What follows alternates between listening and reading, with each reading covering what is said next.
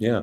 Colonel, I want to know what you think about how is this situation being interpreted in Moscow and Beijing? What do the Russians, what do the Chinese, how are they interpreting this war and what this means for the future? The Chinese and the Russians are interested in this One Belt, One Road project that is designed to essentially link, even integrate to some extent, economic interests across Central Asia, Eurasia, into Africa.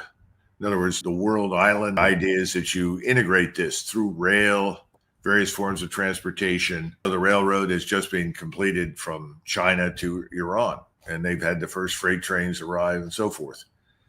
China knows that it's at risk because of the United States Navy. Chinese history teaches that their great vulnerability is this long coastline, and they're dependent on commerce over the seas. The Royal Navy came in there and made it very clear that China was at the mercy of the Royal Navy. Here's this little country called Great Britain, halfway around the world, and yet it can demand and impose on China. That is then followed by the Imperial Japanese Army and Navy. And the Imperial Japanese Navy repeats the process that the Royal Navy repeated. On all the major invasions and attacks on China, with very few exceptions, were organized, assembled, and launched from Taiwan. So the Chinese view Taiwan the same way we would view Cuba.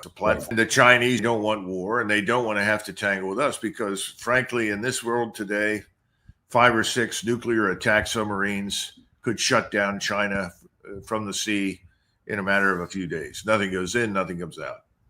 So you build the One Belt, One Road, and it goes everywhere. And the Russians certainly see great benefit in this to themselves. Without the Russians, there is no peace in Central Asia. Russia is key to peace and stability in Central Asia.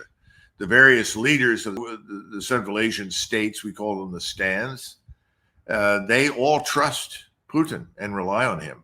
They don't particularly care for the Chinese. That goes back to the Turkic Mongolian heritage. And the Chinese are very afraid of Central Asia. And one thing that both the Russians and the Chinese can agree on is they don't want another Genghis Khan. So there's a condominium of interest there.